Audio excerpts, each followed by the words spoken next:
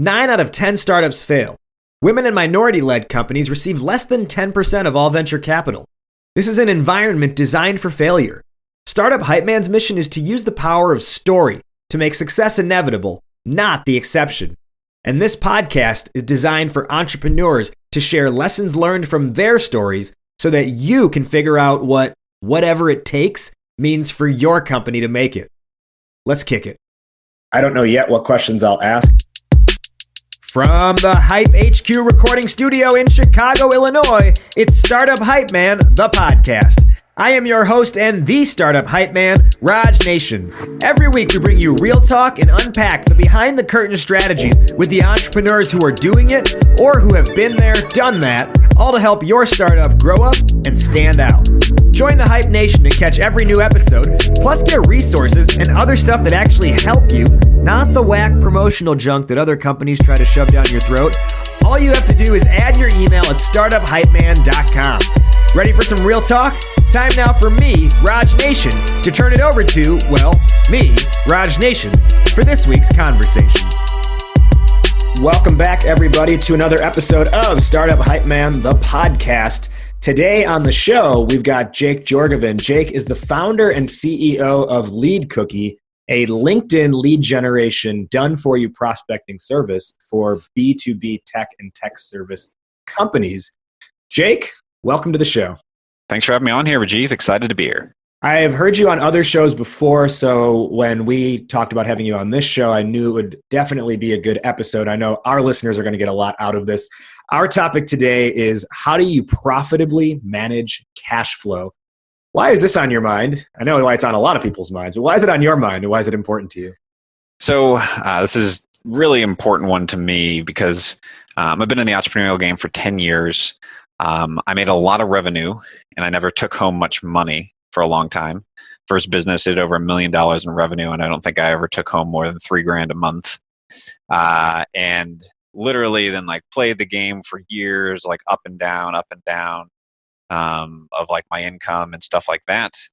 And with LeadCookie even, I actually had a business where, okay, this one starts going well, screwed up the cash flow, and at about 9 months in, we had to lay off 6 people, which was brutally painful, and it was really largely due to me not knowing how to handle money in a growing business. We recovered from that, and we put in some new systems in place, some things I'll share later on, and literally today I am making the most money I've ever made in my life, and consistently. I've been doing that for consistently at a greatest income, literally what has been my income goals for years. I've been at that for almost 5 months now, and just consistent. So I was it's great and awesome. It's wonderful. So that's why it's so important to me is I felt the pain and I'm now on the other side and it's glorious. So, well, I hope with that introduction to this topic that our listeners are now eagerly taking notes, because the things you just mentioned was not making the money you wanted to, even though you had revenue up, then figured it out, had to go through painful layoffs to get there, but now have reached your own income goals and your company's revenue and income goals. So definitely, I think it's going to be an interesting topic. I want to learn more about this. Now, before we dive into the weeds of that, I want to know a little bit more about you, who is Jake Jorgovan, the person? And I'm going to start at an interesting point here. So we actually, looks like we graduated college went to college the same years, 2007 to 2011. You were at Belmont University. Now, you got a Bachelor of Science in Entrepreneurship and Audio Engineering. Now, the entrepreneurship part is obvious. Audio engineering, why did you choose that as a major? Yeah, so my first business ever was actually a recording studio in my basement that I started when I was about 15 years old, where I would record local bands for about $10 a song, literally recording and editing for $10 per song. So they get an album. Economy. I know, get an album in and out the door for under $100. Were you doing this in the 1950s that you were charging $10? No, I was just doing this as a high school kid, selling to other high school kids. They probably spent more money on drugs than they spent on their album. But that was where I started with it, and so I went to college wanting to go into like music production and make a living out of that. Somewhere along the lines, my first business became a video production agency. I evolved to audio, from audio to video along the way, because I realized you make a lot more money in video. And that was literally kind of like the first business in this evolution. So it literally, my first business even still had the name of that studio in my basement. It was called Rabbit Hole Creative. So that was like my first entrepreneurial journey. And that degree, I literally hire an audio editor for my podcast these days. So I don't use it at all. But the entrepreneurship minor was awesome. So, well, I'll say this, our main topic today is around cash flow, and what helps generate cash flow is sales. And what's a big component of sales is listening. And I'm curious, with the audio engineering classes you took, did you take any like bits of wisdom where you look back now and you're like, this taught me something about listening that's helping me today? Yeah, there's two things that I do really helped a lot. So one is this concept of like signal flow in audio, which is like in a recording studio, you have tons and tons of cables and things hooked up together to make a recording happen. And sometimes you sit down at the console and you're like, this one thing's not working.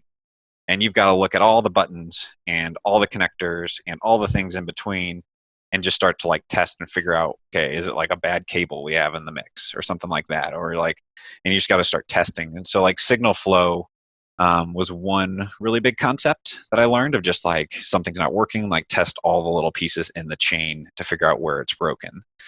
The other one was really like leading a band in a studio. You have a bunch of creative people, and you're trying to get them to put together a song. And like people don't credit the audio engineers and producers enough for like how much they attribute to a musician's actually getting the song down right. You're leading them. Like you're becoming a leader, and you got to like motivate the guitarist when he's pissed off and he can't get his solo down.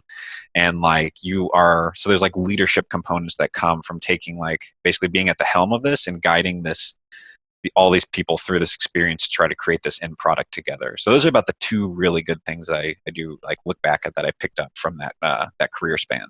That's really interesting. Signal flow. I've not heard of that term before, and I'm a rapper myself, but my knowledge of real like music production is very limited. I just know how to write words and make songs, and then the idea of leadership as well. So obviously that carried you through that, because you have a pretty extensive like entrepreneurship background, whether they were full time or side businesses.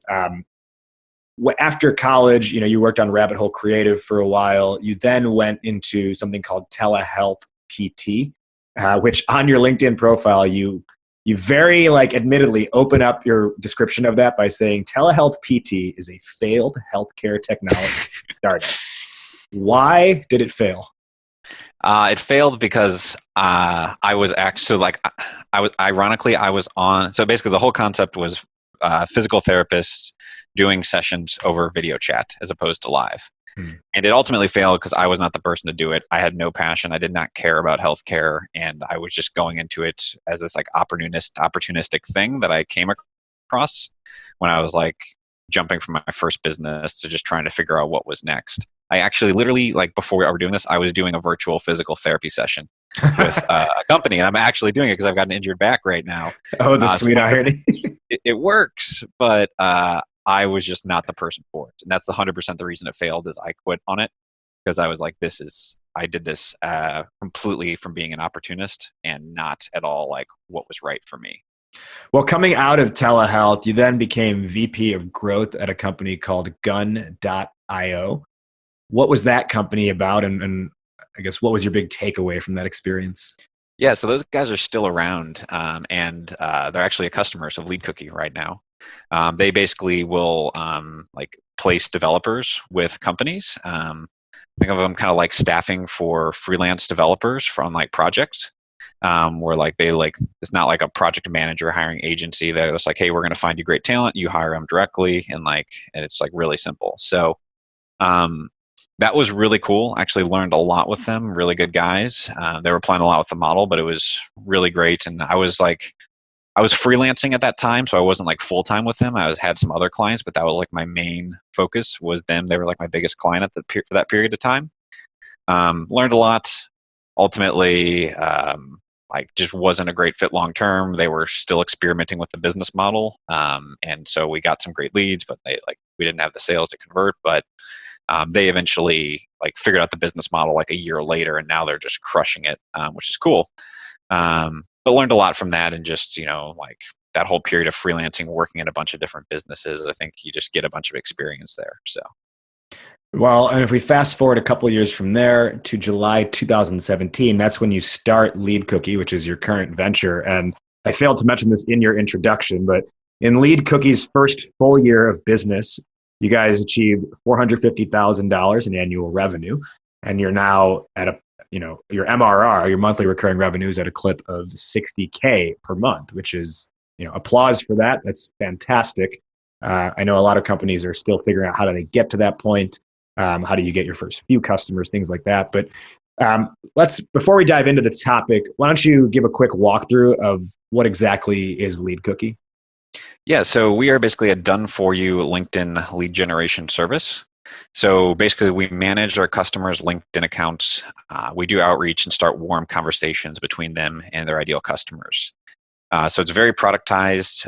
There's a little bit of strategy, like kind of account management in there that we do. But it is very much like we do the same thing for every customer. It is the exact same framework. It's a very productized service.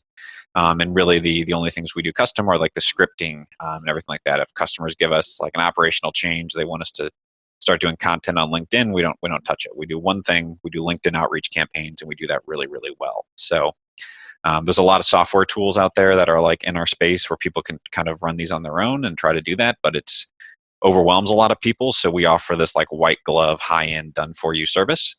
And it's been a great experience since we've had this going. Yeah, and so productized service that's now doing $60K in monthly recurring revenue.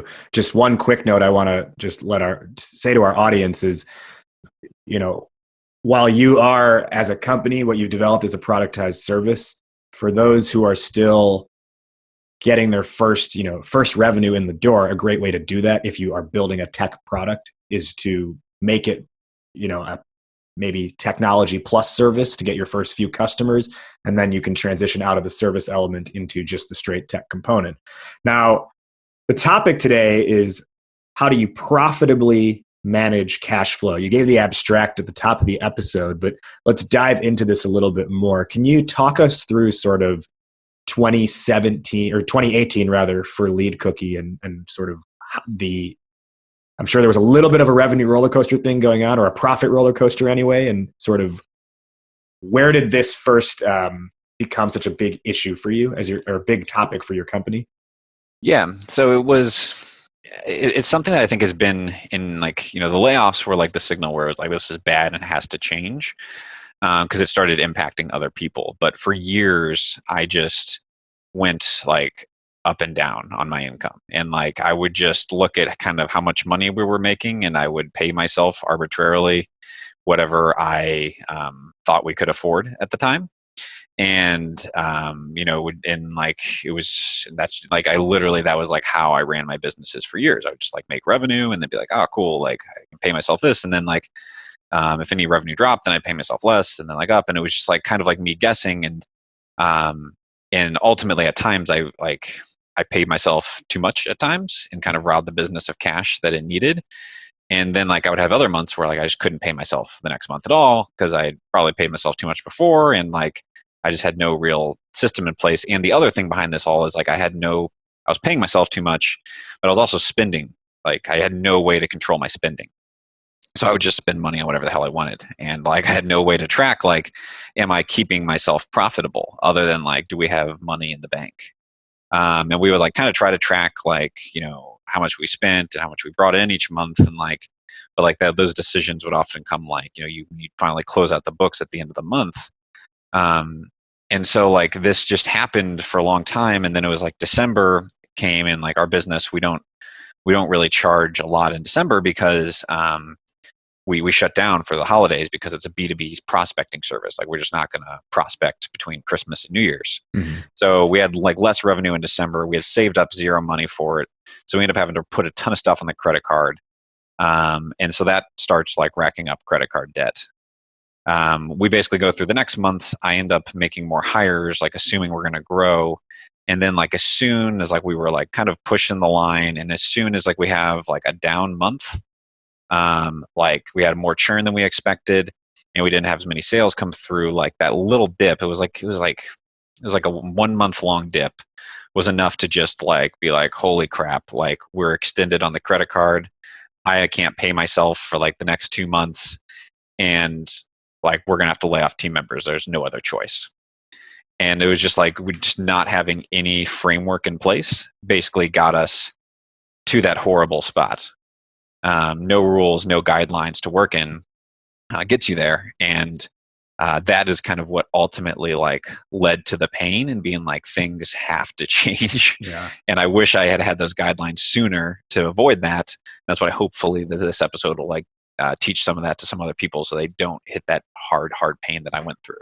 Well, one thing that, comes to mind for me, and I've definitely fallen victim to this in the past, and only now am I like trying to right the ship, is there's a big difference. And I know like on a spreadsheet it makes sense, but like a mental shift we have to make as entrepreneurs, which is like the difference between revenue booked versus cash flow, like cash actually in the door in a given month. Because you may get, a customer that's worth 20 grand, but if they're only paying, I don't know, 3 grand in one given month, it's not like you're like, you don't make decisions like this month with the idea that you just got 20 grand in the door. And again, it makes sense on a spreadsheet, but I think there's a different almost mindset or ego shift perhaps that has to happen to really internalize that. For me, I think the reason why I've failed at that in the past is because I used to work at a mid-sized tech agency, and that was a company where sales was booked as like contract signed as opposed to actual cash in, because they were a mid-sized agency who had like a big line of credit and like could fund the operations as a company that had 300 something employees, and they need to pay people on time who work for them, so they had like the cash reserves and the line of credit to make that happen. But in the early stages, companies don't have that. Now, do you feel like, was this part of your issue as well? Did you have a different mindset between revenue, or did you not discern properly between revenue booked versus cash in the door? I think that was part of it, of just like, and assuming that like if things are going good, they're going to keep going well. And just to like, and I think that's what ultimately was like what broke, I guess whatever, like the straw that broke the camel's back or whatever, was like things were going up. And so I was like hiring and planning for like growth, but I was just like riding it right along the edge that whole time, like way too much risk. And assuming that revenue is going to keep coming in, and then you got 1 month where things don't go as planned, and like it's just enough to make it all crumble down. And it's just because there's like no systems underneath. So I never worked at bigger companies, so I didn't have that totally same mindset, but I still would like, I still would look at that, because we would actually have sales where we'd have customers who would like give us their down payment, and then they would delay starting. And so then there's like, okay, that's cash that actually isn't coming in that we thought would come in. And eventually you have to learn to just like, in a small business, like you just have to operate on the cash that's here. And you can kind of look at it, and you can kind of forecast decisions, but you got to make decisions on what's in the bank right now. And like, you got to forecast what's coming, but like you got to have a buffer. There's this concept in this program I have, which is called like building a vault of cash. And like whenever you have just like cash, like you are just empowered and enabled to just make decisions because you're not worried.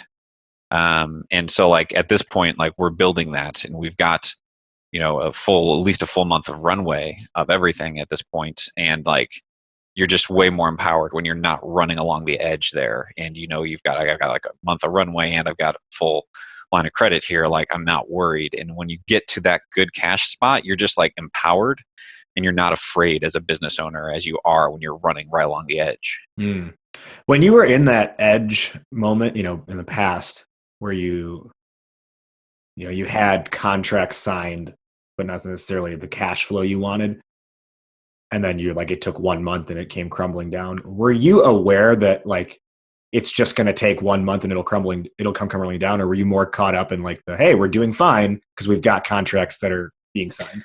Yeah, I kept like I was into this mentality of like like if we just get to this mark, then we'll be profitable. Like this, I had this like concept of like, okay, we built the infrastructure now, and like this infrastructure is going to ride us a really long time, and so like we just need to hit this customer mark, and then everything after that's profit because we're not going to have to hire any more people.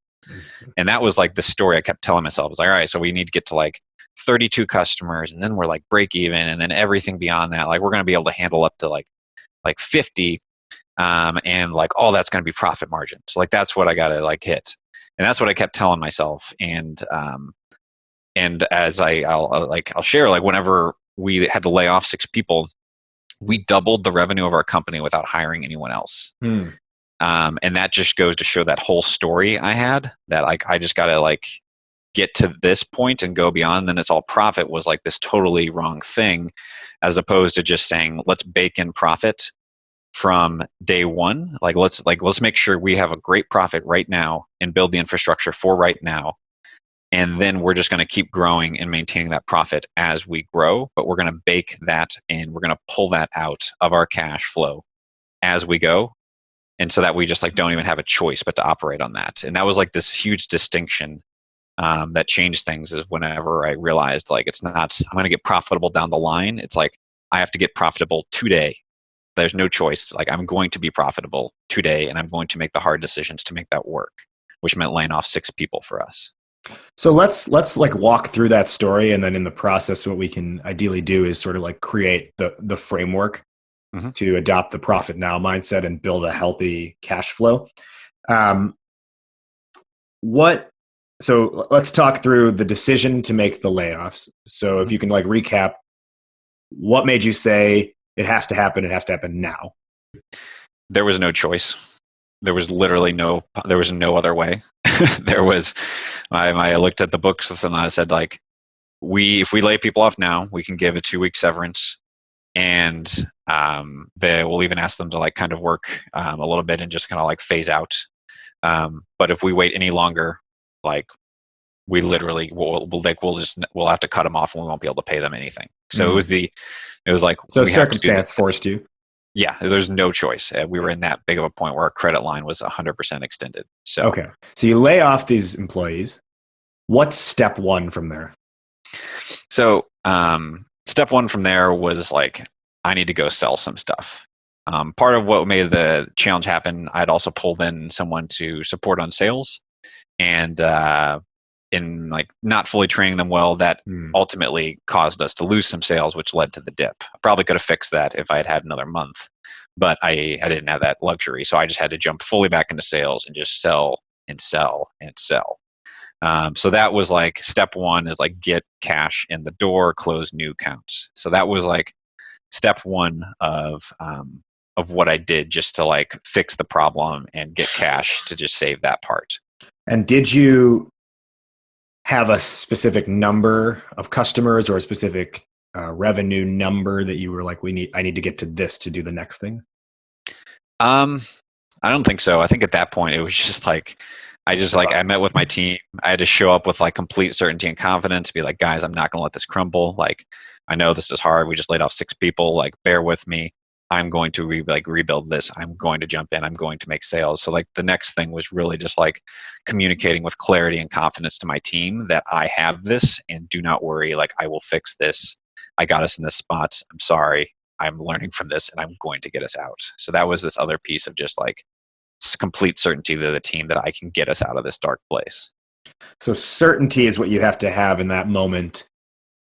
Absolutely. How do you, essential.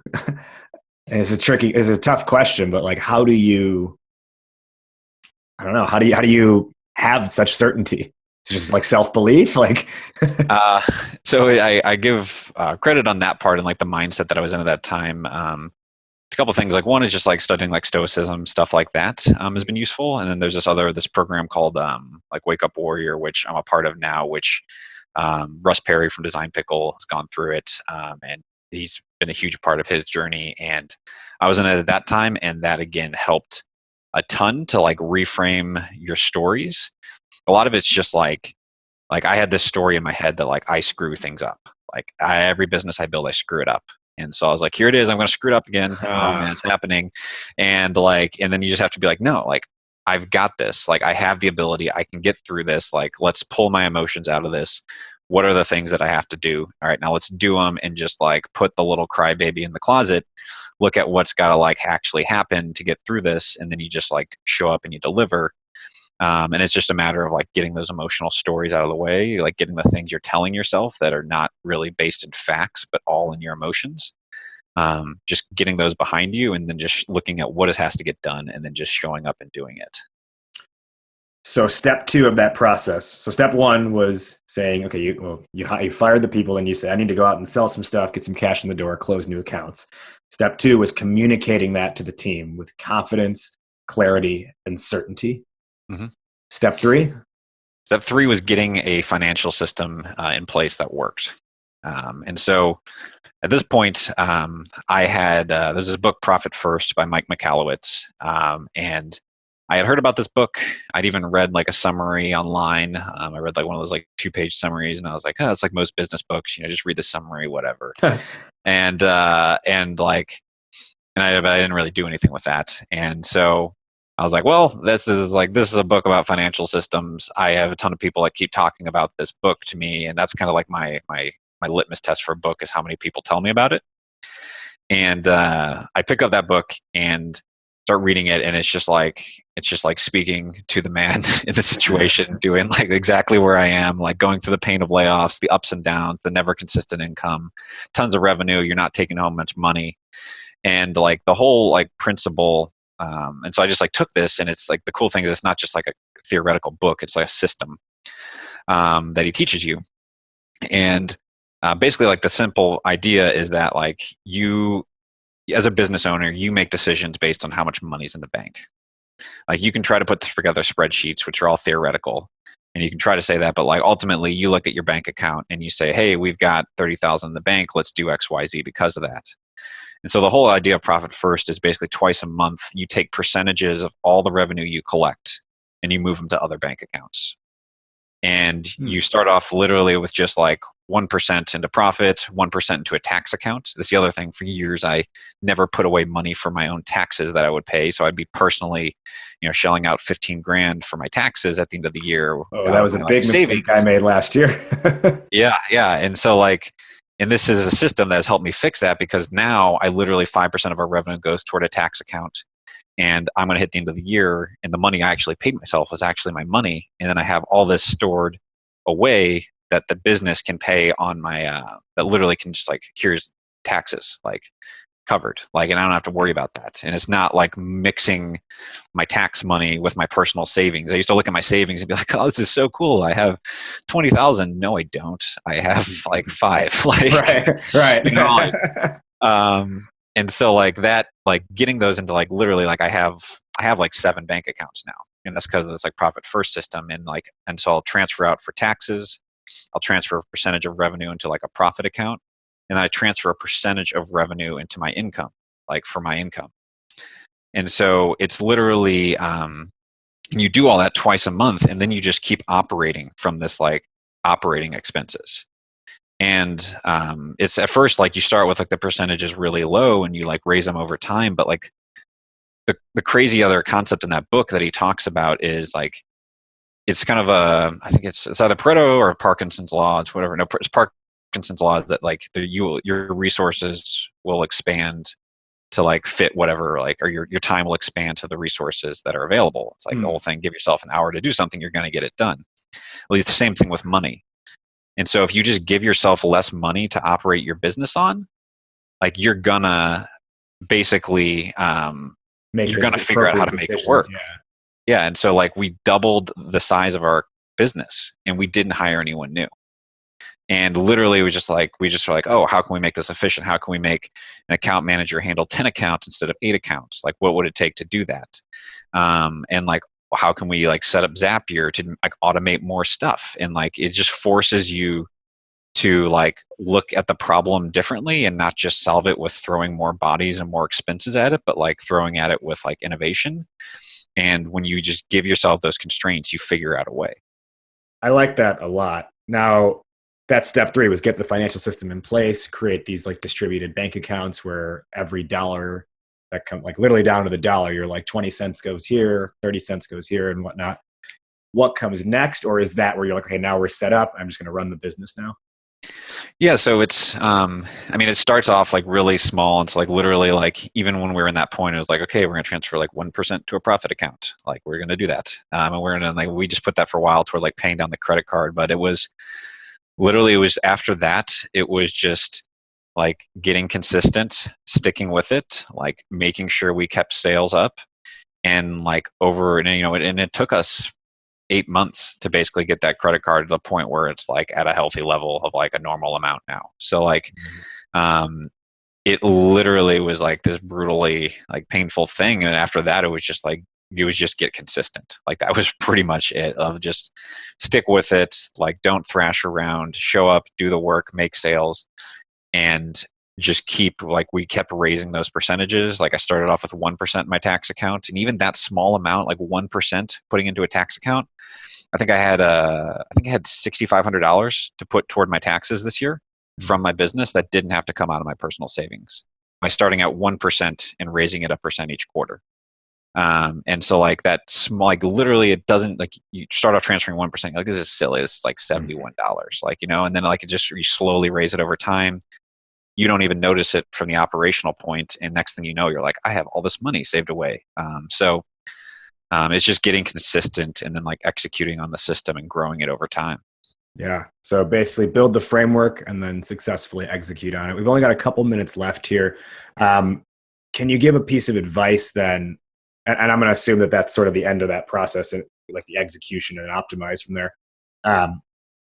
Can you give any advice on how do you make sure you stay like reliant on the system as opposed to be like just like letting things fall to shit again? Yeah. I think the biggest thing is like, and he talks about this like somewhat in the book, but it's just like start super small and like that 1%, and like you just build the habit and you just like start to make that like that's how like you do this and that's how you pay yourself. And well, honestly, like today is actually the 10th, so I ran this morning, and it's like, well, it becomes a pretty good habit because that's the day of the month I get paid now. So like it's just like it becomes my system for paying myself. So like, and I just do it all whenever I pay myself twice a month now. And so just like starting off really small with it and really like what seemed almost insignificant and like silly. And then you just slowly scale it over time. Like that's probably the biggest thing because you just build the habit before like now it's like, okay, wow, like we're actually, whenever I run this, like we're pulling, pretty good chunk of cash out of our operating expenses and putting them into these like tax and profit accounts. Like it's pretty significant. Like it actually like affects us operationally now. But like we have the cash to do that, and we've built our model to where it supports that. But it all started off really small, where it's like $70, like we don't, whatever, like. Yeah, yeah. But it's stomachable, even right at that point. Versus even at that point, yeah. Exactly, like we're like laying people off, and it's like, yeah, $70 isn't going to change us, but you just build a habit. So right. Okay, now. Thank you for sharing all that. I mean, I got a ton out of that, and I'm documenting all these steps. Like, okay, I should do this and this and this. Now, before we wrap up, Jake, can you let our listeners know where they can find you online, learn more about LeadCookie, and even potentially Content Allies? Yeah, so main thing for LeadCookie, just leadcookie.com if you're interested in LinkedIn lead generation. Again, our tactics are still super relevant, super effective right now, so feel free to reach out to us on that. We even have a 30-day money-back guarantee with it as well. Now, to wrap up, as we do with every episode, we will each give our respective response or sort of top-line takeaway to the topic question for today, which was, how do you profitably manage cash flow? I think the way I'm going to rewrite it, though, in the actual episode title and thumbnail is, how do you build a healthy cash flow? So how do you build a healthy cash flow? My answer to this, I really like the whole framework you laid out, but to me, I think it starts with the mindset, as you said, of build a vault of cash. And then from there, I know like my next step coming out of this recording is to implement that like distributed account strategy and just allocate percent of every dollar that comes in the right bucket. So that way you're not like mentally thinking, okay, $20 or whatever it is, right? $200 goes here, $1,000 goes here. You actually make those actions happen within the accounts. Mm-hmm. Yeah, it's life changing. I cannot tell you, like, at 10 years being an entrepreneur and not having this system, it literally made everything better, and I make way more money now. So it's great. And my wife's happier too. So Yeah, I can imagine. So then, Jake, sort of your biggest piece of advice, maybe it's that, maybe something different. How do you build a healthy cash flow? My biggest piece of advice, honestly, like, I just cannot recommend the book Profit First enough. Like, it is, it's like a $10 book, and it literally has gotten me to the point where I'm making the most income I've ever made. So having that, and I wish I had had it for years in my business, and I probably wouldn't have any debt rest left in my life if I'd had that 10 years ago. So the book is called Profit First. The author is Mike. I scribbled. It was something Makowitz. Michalowicz. Yeah, I don't know how to spell it. It's crazy. Like, look up Profit First. Yeah.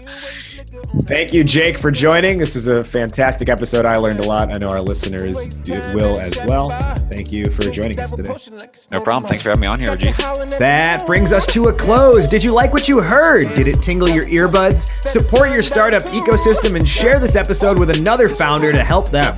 If you don't have anyone in mind, then leave a rating and review of the show on iTunes so more entrepreneurs can learn about it. And if you want more, head to startuphypeman.com and click on the knowledge section to get a bonus blog post written by this week's guest where they unpack the topic even more. Remember to subscribe to the show on iTunes or Spotify or Google Play or wherever else you listen to podcasts. Startup Hype Man is more than a podcast. In fact, we support startups across the United States and globally develop sales and marketing acumen with messaging that stands out to customers and stands apart from competitors.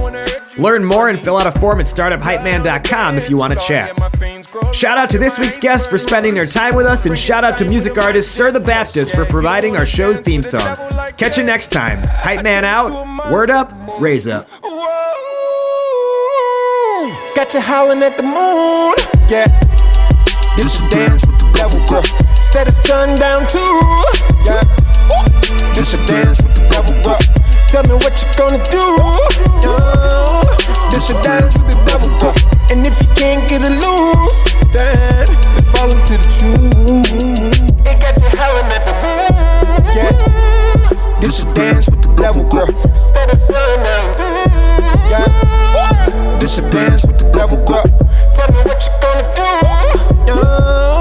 This a dance with the devil, girl. And if you can't get it loose, then it's a dance with the devil.